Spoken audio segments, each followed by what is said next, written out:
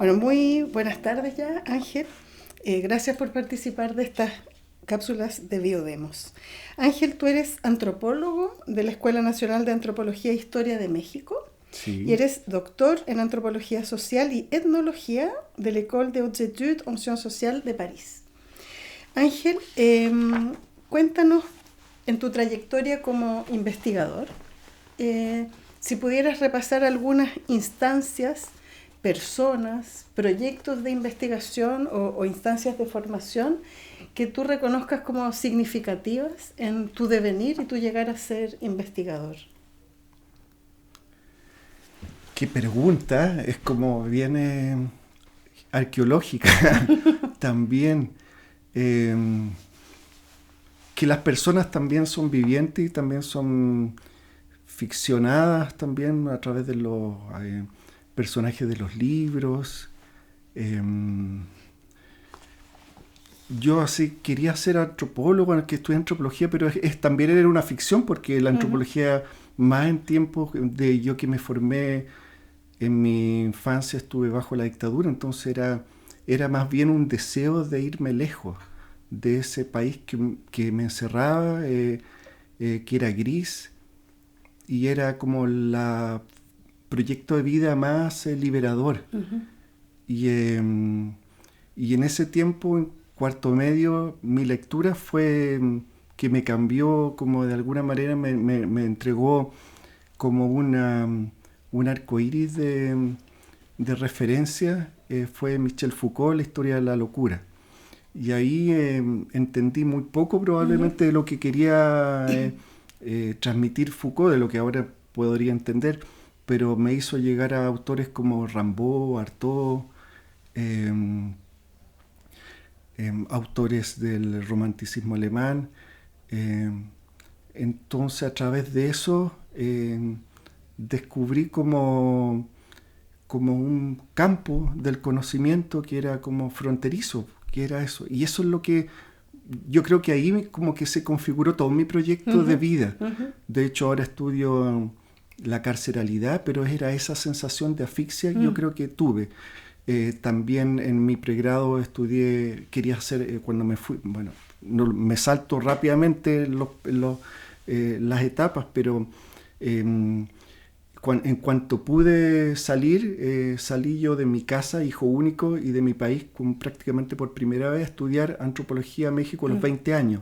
Y ahí Wow. quise estudiar la locura, irme más, así, fui a las fronteras de mi mundo posible, Uh-huh. un niño que estudió no en colegios privados, en la lógica bilingüe, sí era privado, pero no un colegio como bilingüe, entonces mi mundo terminaba en México, era lo Uh-huh. más lejos que podía ir y realmente ahora creo que sigue siendo lo más lejos de que es posible ir. Es como México, es como la India, una cosa así que está en una profundidad increíble de historias, saberes, comidas, paisajes.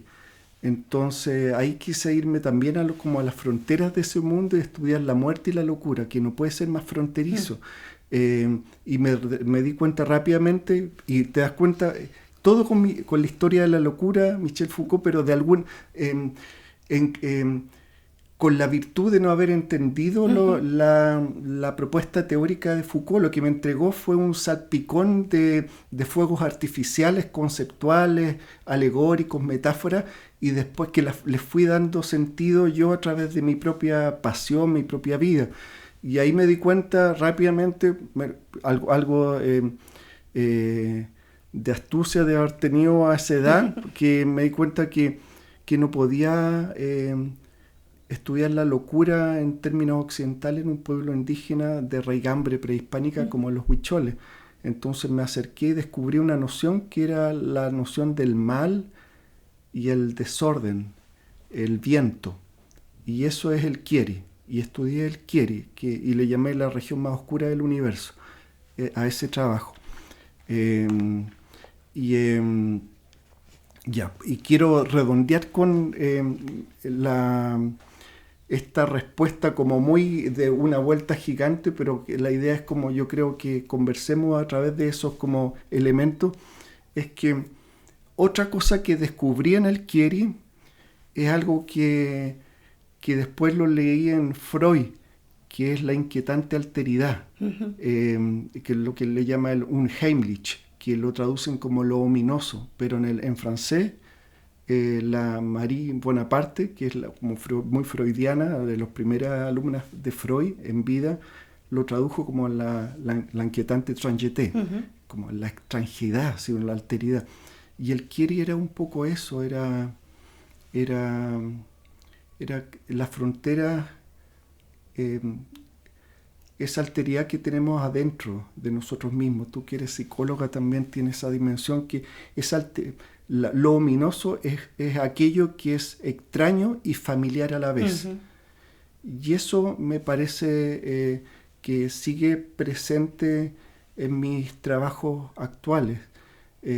Por ejemplo, en el trabajo que salió en una novela gráfica, la historia de Rosa, la de ida y vuelta, aparece en toda en la portada, al final, en casi la mayoría de las páginas, una enredadera. Y nunca no diseñamos la enredadera, la enredadera no era algo que haya sido planeado. Entonces uno ahí se da cuenta cómo en la creación, sobre todo en la creación colaborativa o interdisciplinaria, yo le hablé a Sol Díaz sobre de qué se trataba un poco la condición carcelaria. Ella me acompañó a los lugares de entrevista, entrevistó a las personas con las que se fue empapando de algo que lo tradujo no verbalmente a través del dibujo como una enredadera que estaba siempre con los personajes hasta que al final florecía con esto que dicen en Chile con besitos, que son estas rositas chicas. Y después yo comprendí, después de mucho tiempo, de que finalmente esa era la mejor expresión del concepto de carceralidad. Es algo que te puede oprimir, como una enredadera que te va como atrapando. Las enredaderas se fijan y son muy vigorosas al mismo tiempo, pero que cuando las entiendes y comprendes como su condición de vida, puede ser una aliada al mismo tiempo. Y eso es lo que le pasó a este personaje de Rosa, que vivió mucho tiempo confinada en un encierro doméstico, encierro punitivo estatal, encierro de la cárcel, encierro de la pobreza, pero que logró entender esas condiciones que la encerraban y pudo vivir con ellas, llevarlas como hacia su que le permitiera realizarse de alguna manera. Y eso es inquietante. Esa es la inquietante otredad, la inquietante extranjeridad, claro. Alteridad. Eso es que está con nosotros, pero no nos damos cuenta que está con nosotros. Y puede ser ominoso de pronto. Eso ha atravesado. Entonces, a un criminólogo no le puedes decir cómo llegué a la cárcel.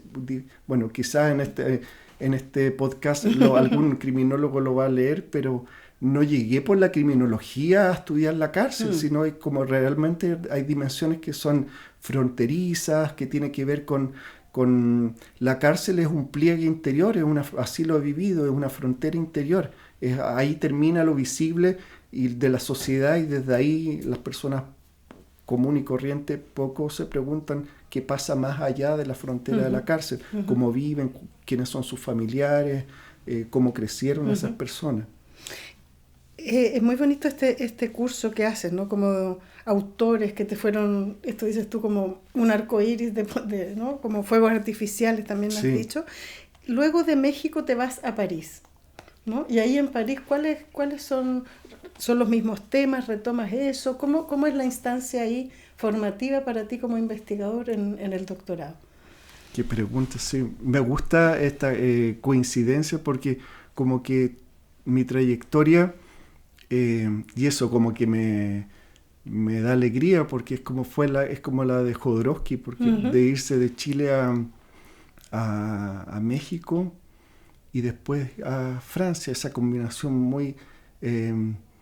y como evitando el sol grande que un poco es de la globalización, que es ese del pensamiento único, el Globinch, como esta idea de English global. Claro, yo descubrí Estados Unidos y todo lo que es como el atractivo, lo fascinante de la investigación allá desde Francia, porque me pareció exótico ya en ese momento, pero siendo latinoamericano traté de evitar en un principio esa trayectoria, y cuando me fui a Francia significó un cambio notable de lo que estaba estudiando. Claro, porque cuando fui a México quise estudiar algo que no hubiese sido posible estudiar en otro lugar más que en México. Entonces no exporté un tema de Chile para realizarlo allá. Dije que esta era una oportunidad excepcional, que no iba a estar todo el tiempo. Al final estuve casi 7 años allá, y me fui en un momento en que ya casi, si no me iba en ese punto, yo iba a terminar de morir allá, porque es un país como que realmente es como caníbal. O sea, la gente como que hay una relación muy bipolar con México, de amar o rechazar realmente. Y cuando llegué a Francia me hubiese sido más fácil entrar contándole el cuento del exotismo americano, y había atracción, estaba lo que le llamaban recién emergiendo el ontological turn, el giro ontológico, con los alumnos directos de Lévi-Strauss, de Escolás, Severin, pero algo me golpeó muy fuerte en mi experiencia etnográfica en México. José Benítez, el hijo de un maracame, que le llaman así a los chamanes, después de que fui a la casa de ese chamán y me explicó una de sus obras, que hacen unos cuadros de estambre, de colores, donde visualizan sus visiones, que son a través del consumo del peyote, que son una forma como de visión. De hecho, ellos logran el don del Nierica, que es el don de ver, pero es un don de un ojo interior, que lo logran con eso. Después de hablar con él y de estar como maravillado con su historia, salí de su casa. Ellos ya estaban como volviendo a una forma de ciudad, de vida periurbana, que es poco común. Los huicholes viven muy adentro en la sierra. Y el hijo me dijo algo brutal. Yo le pregunté algo y me dijo: mi saliva cuesta. Y es algo que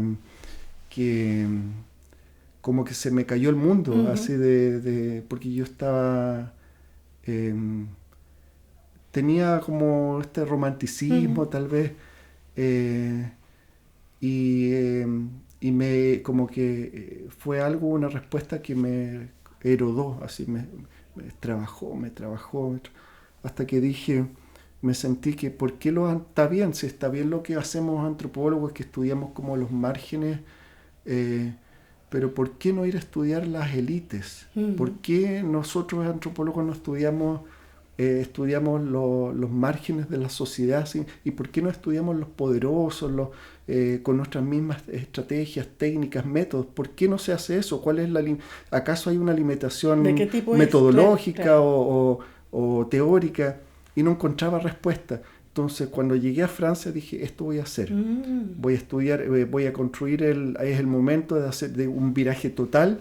Chile, después de 7 años viviendo fuera de Chile, me parecía atractivo. No es lo mismo de una persona que vive en Chile que quiere estudiar los expertos políticos, que fue mi tesis de doctorado. 2 cosas fueron mis objetivos: los cuerpos biológicos y los cuerpos de los expertos, y el corpus de sus saberes expertos, lo que es expertos y experticia. Eran a través de una figura que era un objeto, era como un ovni para la antropología, un objeto no identificado en el mundo etnográfico, que son los think tanks. Además, su nombre para los chilenos sonaba aún más como un UFO. Entonces, eso dije, eso sí que es hacer como antropología esos son mis márgenes. Las sociedades indígenas ya son parte de mi vida. Llego a ellos como con mucha mayor facilidad. Los siento más míos que un experto que trabaja en Sanhattan. Más aún, habiendo vivido, ya me estaba mexicanizando y después afrancesando entonces me contacté con uno de los antropólogos políticos más relevantes en París, Marc Avelès, que es también discípulo de Lévi-Strauss, el único de los alumnos directos de Lévi-Strauss que se dedicó a la antropología política, que no era como un tema muy dado a tan agudo en Lévi-Strauss.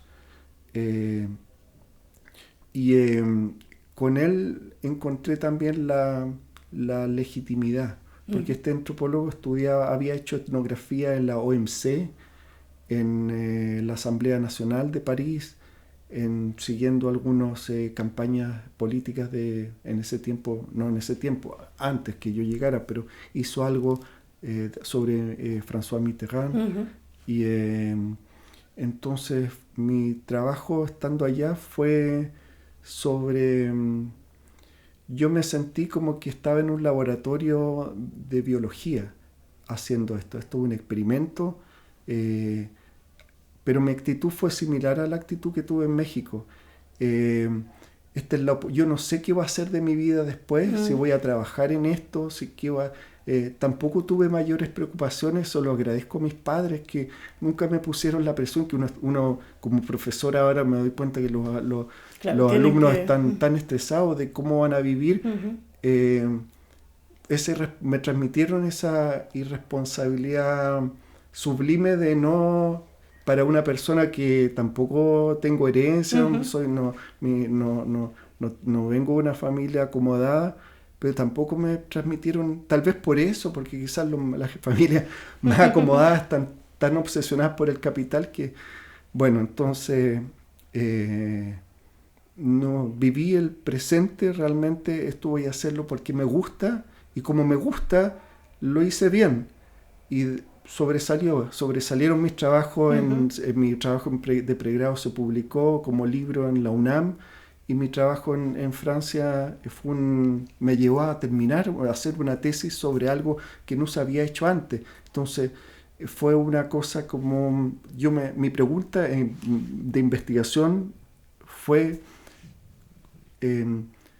¿acaso es posible hacer esto? ¿Acaso es posible producir un saber sobre los expertos no expertos o no capturados por su discursividad? Porque para saber un poco los think tanks o para saber de la experticia política, ellos son los que tienen la respuesta. Entonces toda la empresa fue producir un saber otro. Y yo creo que ahí me encontré de nuevo con la antropología.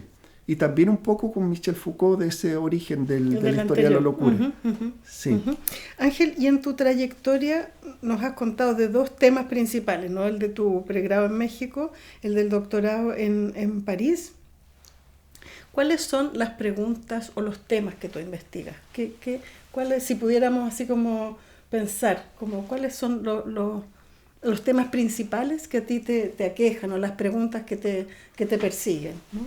Ya, bueno, podemos ahondar con lo que he dicho sobre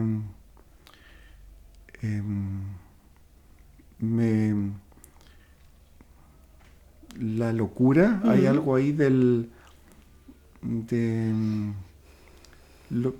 quiero realmente llegar a la respuesta y no a los conceptos. Yo creo que es como a los límites, porque la locura no es la locura en sí, o no es la sin razón, es como las fronteras, los límites. Por eso quizás me llevó a la antropología como a los límites, a estudiarnos a nosotros mismos a través de la comparación, de salir a estudiar los otros. Y ahora trabajo esa dimensión que es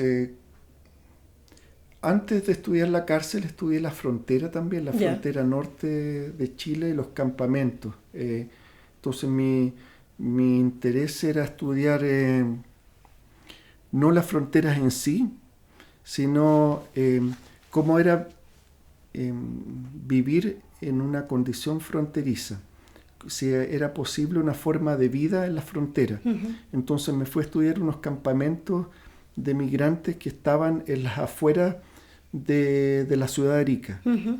Entonces ahí como podemos ver que hay un desdoblamiento de la frontera, porque está estudiando los márgenes de la ciudad en la frontera política del país y con cuerpos fronterizos que están sin papeles, Ujú. no están regularizados. Entonces es una vida, realmente una forma de vida en la frontera. Ujú. Yo creo que eso es lo que tendría que estudiar la antropología en ese caso. Y creo que tu pregunta me hace pensar, más allá que el por qué, es como mis investigaciones me están entregando una respuesta para entender por qué llego a esos lugares.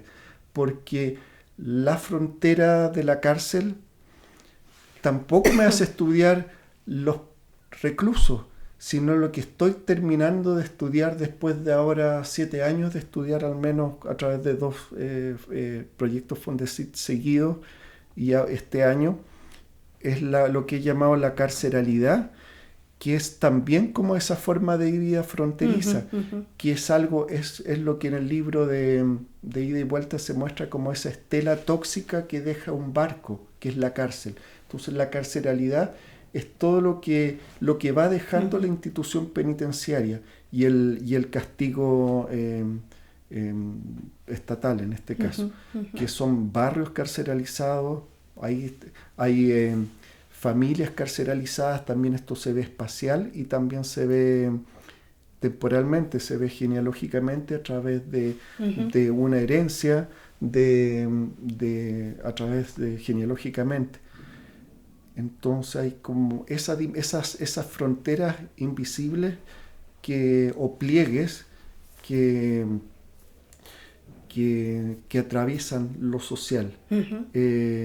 Y a través de eso, que también se le podría llamar una heterotopía, así son estos lugares otros, son todos lugares otros que Ujú. se pliegan en el que en ese sentido me parece muy bonita esa como metáfora de la geometría, que es de pliegue, que es como que se los traga a la Ujú. tierra, Ujú. se traga a la tierra o se traga de la visibilidad Ujú. social Ujú. estas formas de vida, estas personas, estos territorios.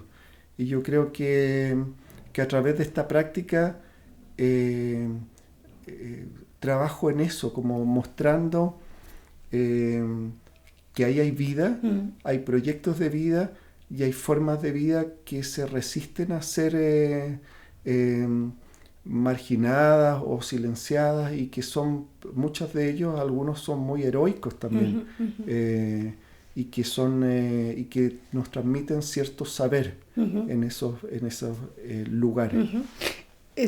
Nos cuentas de, ¿no?, estos lugares límites, ¿no?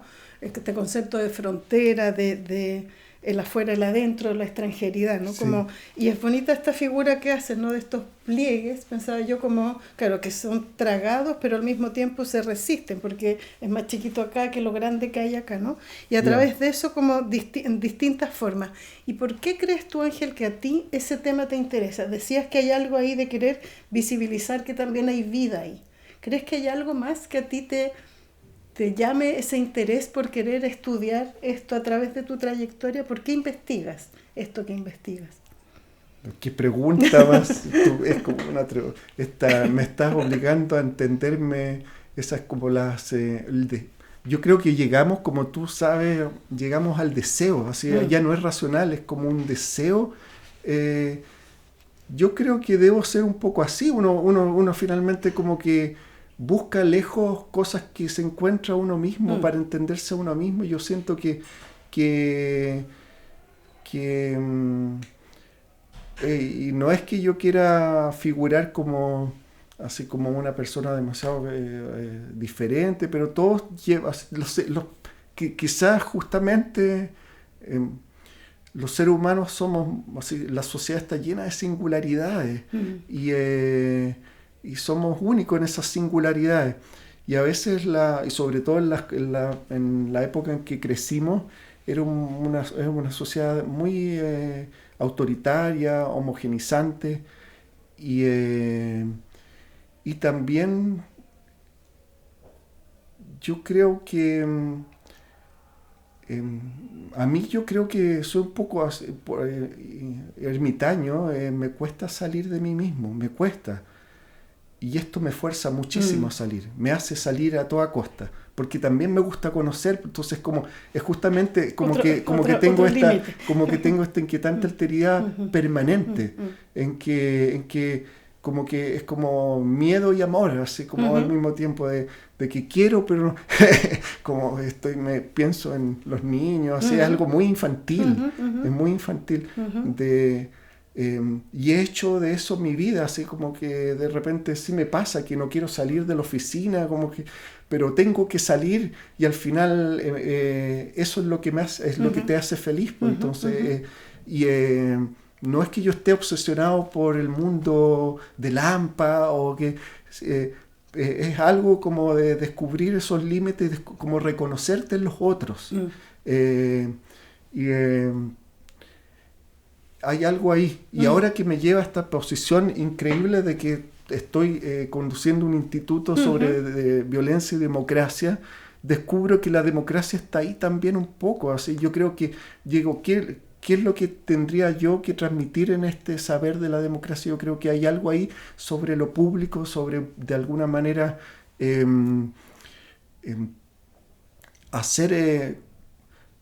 ayudar a construir un tejido de lo común en algo que nuestras disciplinas pueden entregar, de que hay unas bases sobre que podemos encontrar en esa aparente diversidad, en estas aparentes fragmentaciones en que vivimos de la segregación o la fragmentación urbana, las maneras en que nos vemos, todas las fronteras que los estereotipos étnicos de clase que son muy presentes nos llevan a vivir en una ilusión de que no compartimos muchas saberes y miradas que se pueden estar viviendo en un campamento. No somos tan diferentes, o en una epopeya que puede estar construyendo una mamá que está privada de libertad. Entonces mi tarea en este caso ha sido tratar de seguir esas experiencias y hacerlas visibles en toda su realidad y en ese sentido su dignidad y heroísmo. Y yo siento que el vivir de esa manera nos ayuda también a luchar contra este sensación de miedo, de miedo al otro, que nos lleva a la hipersecuritización. No sé si se va a entender eso, pero es eso de replegarse sobre sí mismo, de aumentar penas y de finalmente todo llevarnos a lo que me hace pensar que el miedo más profundo, y lo hablaba hace muy poco con algunos colegas, es el miedo a la democracia. Si no es el miedo a morir, sino el miedo finalmente a vivir en comunidad, que nos lleva a apartarnos sobre nosotros mismos a través de nuestro como ensimismamiento y narcisismo de encontrarnos entre nosotros los iguales. Y en este transcurrir, en tu investigar, algunas dificultades grandes que hayas encontrado, aparte de la propia, ¿no?, de tener que salir y esta ambivalencia que nos cuentas, pero ¿has encontrado otras dificultades del medio, de querer investigar de cierta forma, por ejemplo, que no sea reconocida? ¿Te das cuenta de algunas como escollos que encuentras o que has encontrado?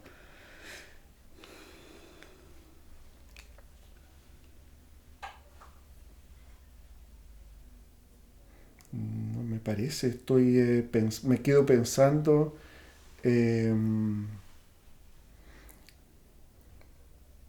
Es como, claro, es que como que las ciencias sociales, hacer ciencias sociales, yo siento es que podríamos criticar y todo, pero eh, hacer vivir de la investigación en este país, como que estamos todos nosotros como casi autoconvencidos porque somos hijos del rigor, como que de alguna manera pudimos hacer esto y nos sentimos, pero claro, podríamos uno eh, creo que hay yo creo que los límites, y es parte de la nueva, como yo siento, la lucha que vamos a tener de ahora al 2030 en este instituto, es que es salir del mundo de la universidad meramente, como que nuestros límites son solo los estudiantes, el mundo universitario. Eh, yo siento que un instituto como este, el Instituto para la Investigación en Violencia y Democracia, que es un instituto milenio que originalmente se financian ciencias duras, exactas, o biología, es como el llamado a liderar esta avanzada de ir a las audiencias, porque las audiencias son lo público y por lo tanto son la arena de la democracia democrática. Yo creo que esa es una gran dificultad, es poder tener interlocutores como la industria de los medios de tu lado, que no esté obsesionada en vender mercancías y que te ayuden a poder llegar a otros mundos, a otros... reconociendo la inteligencia de los otros públicos. Estoy hablando intencionalmente de pluralizando el sentido de lo público. No existe un público. Si somos tan diferentes como individuos, hay muchos públicos, y así las humanidades, las ciencias sociales, las artes, que es lo que constituye este instituto, es lo que nos fuerza a tanto ir con nuestros conocimientos a hacerlos públicos, pero también no es por simple que no se entienda, no es caridad, ni siquiera es meramente servicio público, que ojalá exista, pero también es absolutamente interesado porque la devuelta de sus saberes es muy productiva para nosotros. Porque reconocemos la inteligencia en esos públicos. Una cosa es que sean cultivados o no, pero hay muchos saberes y que los podemos rescatar y potenciar. Con la ambición que tendríamos, que tenemos, yo siento, como grupo de investigación, en algún momento co-crear y co-diseñar investigaciones con nuestras contrapartes territoriales o comunitarias. Yo siento que ese sería un límite mío y un límite, yo siento, para mis colegas que tenemos por delante, y que no sé si hay dificultades propias que tenemos que organizarnos, hacer agendas de trabajo, que es las que estamos para salir de nuestro... Y en parte, Marcela, lo que tú estás haciendo ahora es eso también, en parte, es comenzar a hacer ese trabajo con estos registros audiovisuales y a través de muchas plataformas, mecanismos, pero yo creo que vamos a necesitar mucho de la ayuda de personas que nos ayuden, de instancias, de instituciones, de medios que nos ayuden a hacer circular, para no quedarnos en el espacio que es propio a nosotros. Claro. Pensando, Ángel, en investigadores más jóvenes, ¿no? Investigadoras más jóvenes, gente que está iniciándose en esto, o que, como nos pasó a todos y todas, descubrimos en algún minuto que esto era lo que queríamos hacer, ¿no? Si pudieras darles algún tipo de consejos o de, ¿no? Como cosas que hacer, cosas que no hacer, o poder alentarles en su caminar, ¿qué cosas les dirías? desde tu trayectoria, desde tu experiencia? Les diría, yo así hay, le diría lo que le diría y no le diría lo que diría algún pensando en que hay que ser responsable, de que tienen que trabajar o en algo. Es que realmente pienso que si hubiese yo escuchado la voz de la responsabilidad como policial, hay que pensar en algo aplicado, probablemente no hubiese terminado en ninguna parte y hubiese terminado frustrado. Yo pienso que hay que seguir las corazonadas, la intuición. Creo muchísimo en la intuición. Creo que es una dimensión tan cercana también a la del espíritu científico, del espíritu de los creadores artísticos, porque la intuición es algo que está, es justamente como es como tu dimensión de la manera en que uno se proyecta lo desconocido. Es la capacidad de ver en penumbra, la intuición. Yo creo que hay que, quizás hay algo ahí que hay que formar la intuición. Uh-huh. No entender que la intuición es una corazonada en el sentido de una tincada o de algo como que aparece en el horóscopo, sino que la intuición es justamente agudizar tu capacidad de ver más allá de lo visible. Y eso es también una forma, como decía este oráculo de los griegos de Delfos, uh-huh, de conócete a ti mismo y conocerás el universo y los dioses. Eso de la intuición es un poco, yo creo que se basa en que los chicos tienen que también, y chicas, conocer su historia, de dónde vienen, su lugar, su territorio, y proyectar con su intuición, no la de otros. Y yo creo que les diría eso, los orientaría a eso, y creer en algo que es esta dimensión como espinosista del pathos, que es como el fuego de la intuición, que es lo que te lleva a ir a luchar como el Quijote, un poco, que a propósito, eso es uno de los libros que también me marcó desde la infancia. Afortunadamente lo leí y me gustó en cuarto medio. Eso, el Quijote. Lo has nombrado en varias ocasiones, pero loco también, el Quijote. Bueno, sí. hay que seguir con eso, sí, otra locura más, ¿no? Sí. Otro tipo de locura. Has nombrado en varias partes de nuestra conversación, ¿no?, al Biodemos. Varios de nosotros y nosotros hace 5 años llegamos a este grupo Biodemos. ¿Qué representa para ti en tu quehacer como investigador? ¿Qué cosas te ha aportado esto que estemos en Biodemos? En tu caso, ahora de manera especial, porque tú eres quien, vamos a decirlo así, ¿no?, nos estás conduciendo, nos estás liderando en este grupo en estos nuevos 5 años. Pero ¿qué ha representado como investigador ser parte de este Biodemos? Esto ha sido algo que realmente superó mis expectativas, porque como con el grupo de los investigadores y las investigadoras Biodemos postulamos, pero no sabía bien. Uno hace el proyecto, claro, ojalá,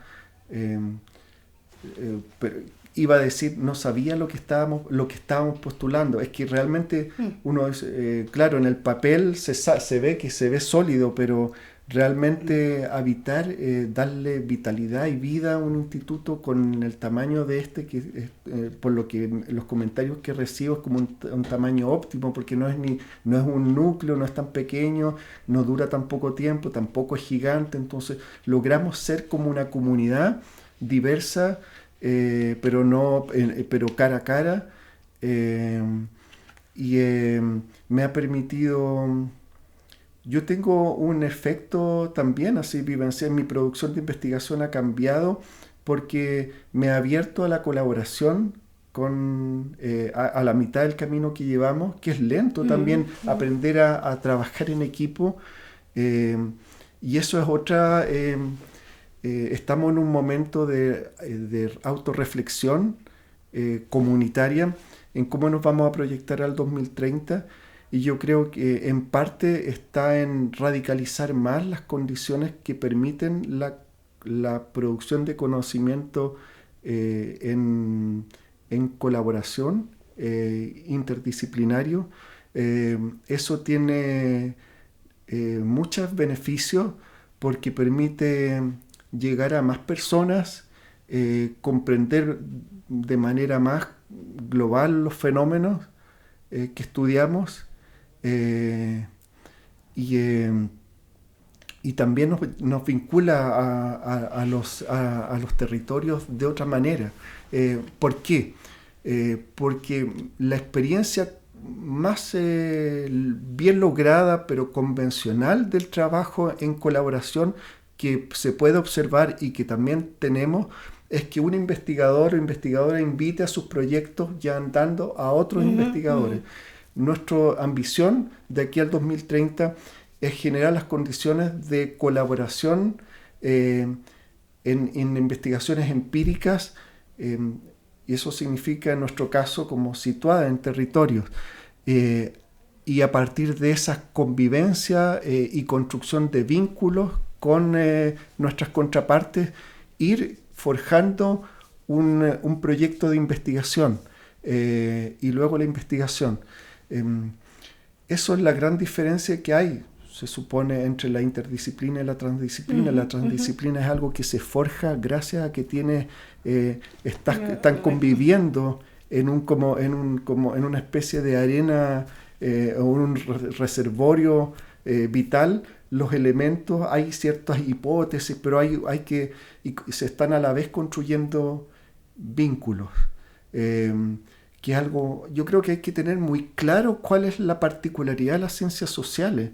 A diferencia quizás de otras disciplinas, para nosotros es fundamental la construcción de vínculos antes de producir cualquier conocimiento e incluso un proyecto, porque un proyecto va a ir destinado al fracaso si no tenemos los vínculos, y eso significa inversión de tiempo y de confianza. Normalmente en las ciencias se entiende la vinculación al medio como una excrescencia, como una especie de resultado final, de vulgarización de los conocimientos que se hacen después de publicado. En nuestro caso debería ir al inicio, y así nos estamos proyectando, y así bajo ese marco veo nuestra apuesta. Para cerrar, Ángel, ¿algo que te gustaría agregar respecto al investigar? Al investigar, sí, yo creo que la investigación no tiene resultados si no hay un goce detrás, así el goce, que haya esta dimensión de placer. Es como, yo creo que hay que inyectar y reinstalar en nuestro quehacer, en nuestras universidades, en nuestras transmisiones, esa dimensión lúdica que tiene la investigación, que es placentera, y también en el ejercicio de la llamada divulgación, para que podamos descubrir quizás talentos científicos de distintas disciplinas en poblaciones que tal vez por sus familias y su herencia barrial no han tenido figuras de investigación. De esa manera ayudamos a desmitificar la producción de conocimiento. Eso es lo que quisiera quizás señalar como por último en esta entrevista que está en el marco del Instituto Biodemos. Okay. Muchísimas gracias, Ángel. Muchas gracias.